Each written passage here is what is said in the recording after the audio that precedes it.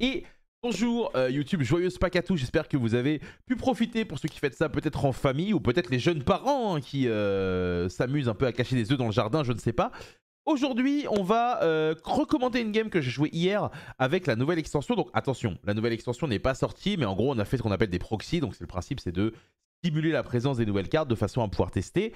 Et j'ai eu l'occasion hier de faire un match contre Pierre Burgals, évidemment, de la team Ares, que vous connaissez forcément. Il a fait top 4 championnat de France l'année dernière. Il a fait les playoffs. La semaine dernière au French Open, il a fait X1. Et du coup, lui, il jouait Malice, là où moi, je jouais Raizil Mitsurugi. Et l'idée, c'est que je pense que c'est intéressant de regarder un peu ce que ça donne. Alors, au niveau de la POV, vous voyez une photo du Hart en bas, mais c'est pas lui. Hein. C'est bien Pierre qui joue. Et je me suis dit que ça serait quand même relativement intéressant de regarder ça, puisque n'est pas évidemment encore sorti et donc c'est cool. Donc là du coup j'ai malheureusement perdu au dé, on me voit en haut évidemment.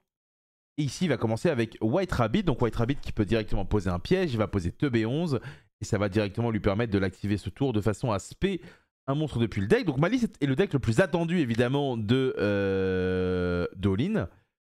Et donc c'est assez intéressant. Donc ici il va faire directement la TB11 pour spé un monstre dont l'effet va être annulé. Il va respect directement le lapin. Moi, je vais chaîner mon Mayholes. Donc, chaque carte qui va être invoquée de la zone bannie ou du cimetière va me permettre de directement piocher une carte. Donc, ça, c'est évidemment quelque chose qui est pratique. Hein. C'est évidemment pratique de pouvoir faire ça. Et donc, ici, du coup, c'est censé, entre guillemets, affaiblir un peu son tour. Bon, on va voir un peu ce que ça va donner. Honnêtement, j'ai pas regardé la game. Donc, je me souviens pas pour le moment. Donc ici, il est en train de réfléchir à ce qu'il va faire. Est-ce qu'il va me refaire piocher une carte ou pas? Attends, 1.5 de façon à ce qu'on voit mieux. Hop. Hop. Alors comme d'habitude les gars, n'hésitez pas à vous abonner hein, si le contenu vous plaît. On a énormément de contenu qui arrive pour le championnat de France parce que bah évidemment vous voulez tous tester. Énormément d'idées de tout ce qui va être tier list, conseil, deck building. Quelque chose qui arrive. Pour ceux qui s'intéressent, demain, donc mardi, je vais streamer un tournoi dans lequel je vais jouer en post-aline avec la communauté de Tours. Ça sera à partir de 17h. Alors attendez, il sera peut-être 18h. Faudra suivre mes réseaux pour savoir. Mais voilà, ce sera en fin d'après-midi. Et je pense que ça va être évidemment très très sympa. Donc ici, il part sur une invocation. Il va faire un lézard. Lézard va lui permettre de bannir Dormaus. Dormaus qui va revenir. Donc du coup, je vais de nouveau piocher une carte. Il va payer 300. Donc là, il est à 7006. Pardon, il est à 7004, pardon, vu qu'il a payé 2 fois 300. Donc la question c'est est-ce qu'il va continuer. Alors évidemment quand on fait un Mayholes ici de mon côté on espère avoir un autre Muncharmy. Malheureusement ce n'est pas forcément le cas. Et donc du coup ici il va pouvoir partir directement sur une lien 3. Les liens 3 qu'il va invoquer ça va être Whitebinder qui lorsqu'elle est invoquée peut bannir 3 cartes, enfin jusqu'à 3 cartes dans les deux cimetières. Et du coup je vais faire un Nib ici. Pourquoi je fais un Nib ici? Parce que mon raisonnement, c'est que je veux l'empêcher... En gros, je fais un nib ici parce que je veux l'empêcher de pouvoir poser la GW06 de façon à avoir des choses. Mais l'idée, c'est qu'il va avoir, le lièvre ici, qui est ici. Donc évidemment, la carte n'est pas sortie. Et donc le lièvre, en gros, il va pouvoir directement bannir la Whitebinder et lui permettre de la ramener pour piocher 1. Voilà globalement ce qui se passe. Donc le lièvre, pour ceux qui ne connaissent pas, lorsqu'il est banni, tu payes 300 et tu peux récupérer une carte Malice dont elle-même dans la main. Et donc là, du coup, et pour le spé, tu bannis une carte. Donc voilà, là, ce qu'il a fait, c'est qu'il a banni directement la Whitebinder du cimetière. Il va prendre le token, il va finir avec une crypteur. Et au final, il se retrouve dans un très bon scénario, même si j'ai beaucoup de cartes en main. Et derrière, il va me faire directement une trust avec un talent de façon à regarder ma main. Et là, on s'aperçoit que ma main est vraiment pas très très bonne. On voit que j'ai Aramasa ici, Ice. Donc du coup, logiquement, il va pas m'enlever les briques de ma main. Ici, malheureusement, Murakumo est une brique. Ça, c'est une brique. Et donc, on va voir un peu ce qu'il va faire. Donc évidemment, quand j'ai 2 ice en main, il m'en enlève pas un. Il va forcément m'enlever un Muramasa, selon moi. Il m'enlève Muramasa ou Murakumo. Il va pas m'enlever les Lanjin Raizil, je pense. Ok, il décide de m'enlever Muramasa. Donc là, ici, on espère top decker tout simplement un accès à la Ritual Raizil. Donc la crypteur ici qui va dégager mon Nib. Peut-être que mon Nib était un peu tôt ici. J'avoue que je suis encore en pleine découverte. Et donc là, ça va être directement mon tour. Donc du coup, je dispose d'une inconnue dans ma main. Je veux pas que mon adversaire la connaisse. Je veux qu'il fasse ses interactions sans forcément... simplement sans forcément les connaître. Sans forcément connaître mon inconnu de façon à pouvoir jouer en fonction. Donc ici, je vais invoquer mon Ice. Il va faire directement une Impulse. Vu qu'il n'a pas de carte piège au cimetière, ça ne la détruit pas. C'est plutôt une bonne nouvelle pour moi. Ici, on va spé directement Ext. Ext va envoyer Duo. Ext va faire son effet pour aller chercher Sword. Donc là, du coup, malheureusement, il connaît ma carte. Et donc là, à ce moment-là, si jamais il fait...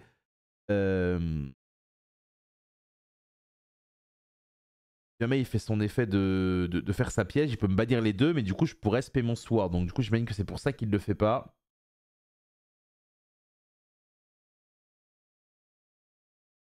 Et du coup, pour le moment, il me laisse jouer. Donc il me laisse jouer tranquillement. Et il est en train de... enfin, je dis il est en train, c'est moi. Hein. Je suis en train de relire Cryptor pour être sûr de quelque chose. Parce qu'en gros, Cryptor, vous pouvez annuler son effet avec un perm. Mais si jamais derrière, elle est pointée par une carte, son effet n'est plus annulable. Donc du coup, c'est pas forcément...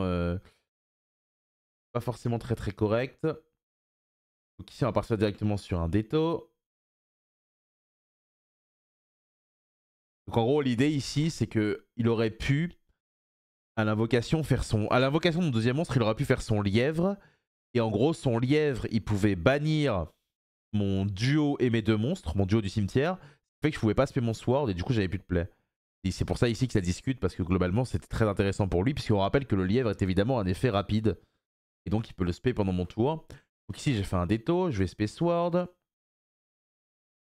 Pour me permettre d'aller chercher un deuxième ext, qui évidemment a été utilisé ici. Donc on rappelle, hein, évidemment, Déto est à 1, donc quand on le fait ici, on est vraiment pas très très content.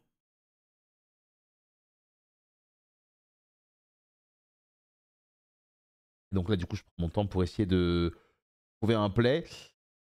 Je vais spé mon ice, donc là, je dispose de 2 body. Il va me montrer Nib, et normalement, je vais ranger, hein, je pense, ici. Le Nib qui, évidemment, est très problématique. Donc là, il va chaîner MTP. Je vais lui tuer sa créature de façon un peu moins fort, mais c'est quelque chose qui est évidemment pas relevant. Ici, le Nib me fait très très très mal. Donc je vais tout simplement lui dire quasiment à toi, puisque malheureusement, je n'ai plus de déto. On va quand même faire le node histoire de... Bon, ça va pas apporter grand chose. Voilà, il dévoile le lièvre qui va bannir la Whitebinder et du coup ça va être trop fort. Donc voilà. Donc pour ceux qui n'ont pas compris globalement à quoi sert le lièvre, non seulement il se recycle lui-même lorsqu'il est banni, mais à côté de ça, c'est un extender en plus. Donc globalement, c'est un bestial avec un name. Globalement, voilà un peu ce que ça donne. On va passer à la manche numéro 2. Là, évidemment, on va sider tranquillement. Tac. Tac. Ok, ça va être à moi. Donc du coup, draw phase. Ici, je vais faire une prayer qui va sacrifier Abakiri de façon à tout simplement aller tuto une carte Mitsurugi et payer 800 pour l'aspect. Donc là, c'est important que je prenne un monstre de niveau 4. Tout simplement parce que je veux gratter un body. C'est comme ça que ça marche. Donc on rappelle ce que prayer fait. Quand vous sacrifiez un Mitsurugi, enfin un reptile, vous pouvez tout simplement payer 800 pour spé de la main ou du cimetière. Donc là, ici, directement, je spé Aramasa. Résolution, on va avoir effet d'Aramasa sur le terrain et effet d'Abakiri parce qu'il a été tribute. Donc Abakiri, quand il est tribute, il permet d'aller tuto n'importe quelle carte Mitsurugi. Et Aramasa va chercher un monstre. Donc là, directement, on va aller chercher la rituelle et le Murakumo, qui évidemment est très très utile dans ce setup-ci. D'ailleurs, on va partir directement sur la magie rituelle. Étant donné qu'on invoque de la main, on peut envoyer nos matériaux directement de rituel depuis le deck. Donc ici, ça va me permettre d'envoyer le serpent qui se respect directement lorsqu'il est envoyé pour une activation de carte magie. Et, et comment ça s'appelle? Et Kusanagi. Donc Kusanagi, du coup, qui va pouvoir me permettre de reprendre la rituelle depuis ma main. Donc là, je vais disposer d'un Murakumo ainsi que de 2 body niveau 4, ce qui est quand même relativement pratique. Donc là, vous le voyez, hein, la carte, elle est imprimée, c'est pas la vraie carte du tout. Quelque chose qui est important, évidemment, à comprendre. Donc là, ici, on va essayer de forcer une interaction, puisque du coup, on joue Ryzil, donc Duo Drive est une option extrêmement pratique dans ces moments-là.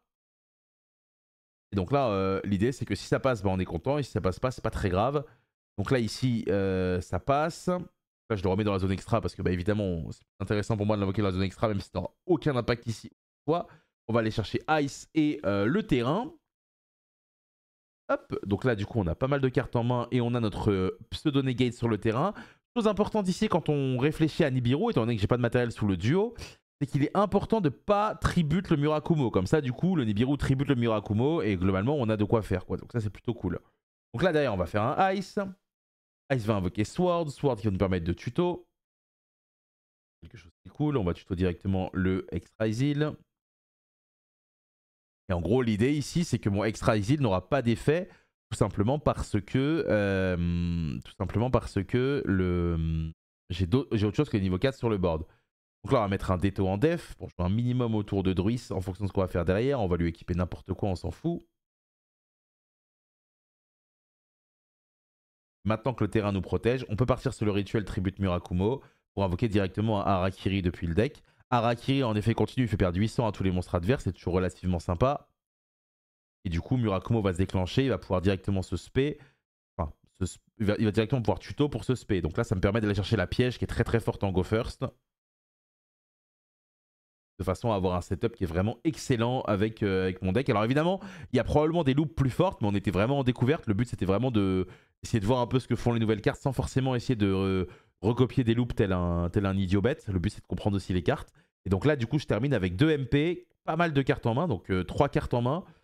La piège qui peut annuler n'importe quoi, le terrain qui peut annuler un effet de monstre et le déto. Donc là, ici, il va invoquer directement Chatchessi. Je crois qu'il va déclencher l'effet. Donc là, l'idée, c'est que moi, je vais évidemment commencer par déclencher mon déto pour lui détruire. Et derrière, il me semble que j'ai une imperme de mémoire. Donc là, du coup, je tente de lui péter. Il chaîne Tronus pour essayer d'annuler mon déto et le bannir. Je vais chaîner une hache et ça va ranger. Ça fait un partout. Voilà globalement à quel point le T1 est OK du deck. C'est agréable. J'avais aussi un petit call-by face caché. On va passer à la manche numéro 3. Et la manche numéro 3, il se passe quelque chose de très sympa. Et c'est pour ça que je vous montre ce match. C'est pour la manche 3 parce qu'il se passe quelque chose, une interaction que je connaissais pas. Donc, du coup, il commence avec Dormammu. S'il déclare l'effet, moi, je vais chaîner la Lancea. Et là, du coup, il va chaîner le lièvre pour le spé et bannir une carte de sa main. Et en gros, l'idée, c'est que, on m'a expliqué après, moi, j'avais encore jamais joué avec la nouvelle carte, que votre Lancea, si vous avez vraiment du follow-up, maintenant, il faut la faire en draw phase ou en stand-by à cause du lièvre qui a un effet rapide. Donc là, du coup, il va directement chaîner le lièvre à la Lancea. Il lui permet de le spé et de bannir White Rabbit de sa main. White Rabbit, du coup, qui va poser une piège. Et au final, même sous Lancea, il va se retrouver dans un setup qui est très correct pour un premier tour. Donc là, évidemment, là on s'embrouille parce qu'il me dit t'es nul, t'aurais dû faire ça. Sauf que lui, il joue depuis un mois. Moi, je connais pas les cartes. Moi, voilà. Du coup, j'apprends. Et c'est aussi ça qu'on fait sur Twitch. Donc du coup, GW06 qui est posé. Et donc là, il va directement partir sur Crypter. Donc quand il fait ça, son plan, c'est de GW06 une carte au tour d'après, donc probablement la White Rabbit. La ramener, poser MTP. Et MTP lui permettra de bannir plus la ban de White Binder. Voilà globalement l'idée pendant... Plus la ban de Crypter. Voilà globalement le tour. Là, il passe son tour parce qu'évidemment, il est quand même sous Lancea. Donc c'est quand même censé un peu le gêner. Et du coup, ça va être directement à moi de jouer.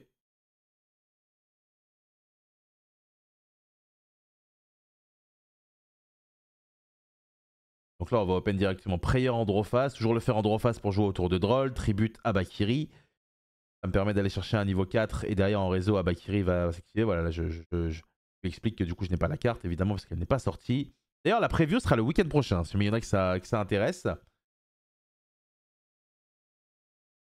Du coup, je regarde ma main et je réfléchis. Je crois que je vais partir sur un Sagi ici.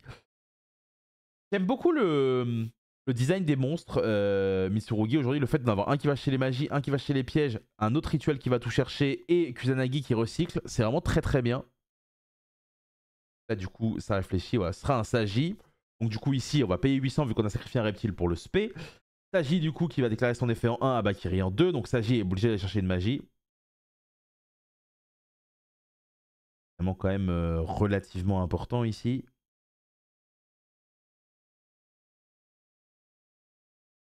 On va prendre directement la rituel Mitsurugi et le Haramasa. Hop. Donc là, on va voir un peu ce qu'il va en dire. Je vais commencer par activer une rituel. Rituel de la main. Ici, il va activer directement une Impulse.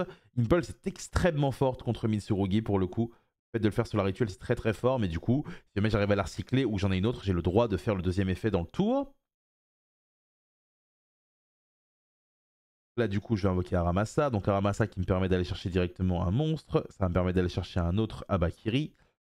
Ici, je vais faire l'effet d'Abakiri de révéler de façon à invoquer Sper Mitsurugi et sacrifier un monstre que je contrôle.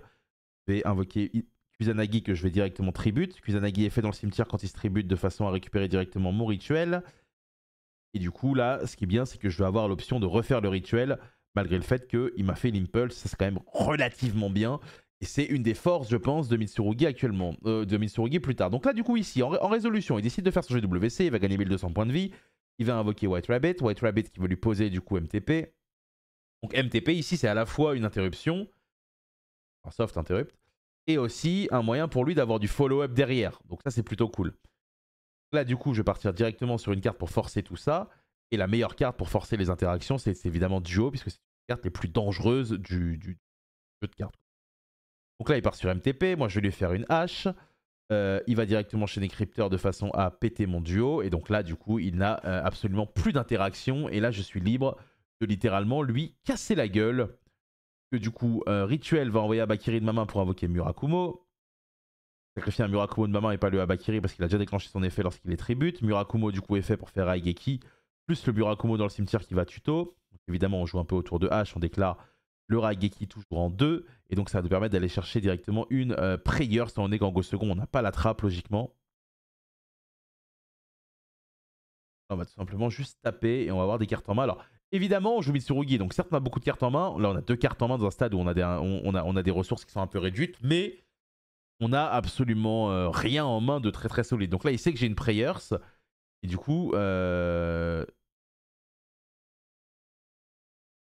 Attendez, parce qu'il a déjà dit fin de tour là? Ouais, ça. Ici, il pioche, il dit fin de tour. Donc moi, en end phase, je fais ça. Et donc là, l'idée, c'est que ça me permet de tribute un Habakiri de ma main. Je vais pouvoir aller tuto, payer 800. Je vais tuto 2 en plus, c'est complètement broken. Et là, lui, du coup, il a 2 cartes en main. Et le fait d'avoir pris H sur la MTP, ça le bloque totalement. Je vais directement tuto.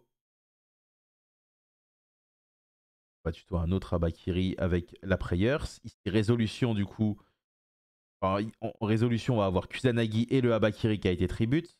Fait que le Kusanagi va me permettre de reprendre Murakumo et derrière le Habakiri dans le cimetière va aller tuto directement une autre Prayers dans le deck. Et là on se retrouve dans un scénario où vraiment j'ai tout ce qu'il me faut pour tout simplement le dézinguer. En plus de ça on récupère un Rise Hill derrière, donc ça c'est vraiment très très fort ici en Space Ward. Et il va tout simplement concéder, on va l'emporter 2-1 assez tranquillement. Donc voilà globalement un peu à quoi ressemble le deck. Comme je l'ai dit, demain soir, alors demain à 11 h je ferai un stream sur Twitch, mais demain soir en fin d'après-midi et début de soirée, on ira jouer un tournoi en post-à-ligne. Je jouerai encore ce deck, donc si ça vous intéresse, n'hésitez pas à venir sur Twitch. Comme d'habitude, si ce genre de contenu vous plaît, n'hésitez pas à me dire. L'idée, ça va être d'essayer de vous permettre d'avoir le plus de data possible pour la sortie de l'extension et pour le CDF. Donc ce genre de contenu va arriver plus souvent. C'est peut-être des vidéos un peu plus longues, je m'en excuse. N'hésitez pas à vous abonner et comme d'habitude, passez une très bonne soirée. Merci à vous d'avoir regardé. Au revoir.